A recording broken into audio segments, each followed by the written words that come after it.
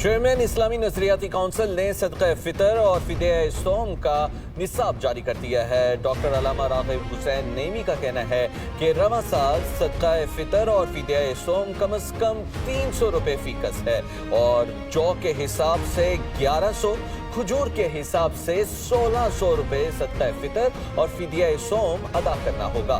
کشمش کے حساب سے 3800، منقع کے حساب سے 5400 روپے فدیہ صوم ادا کرنا ہوگا۔ سرکاری آٹے کے حساب سے 200 روپے صدقہ اور فدیہ صوم ادا کیا جائے۔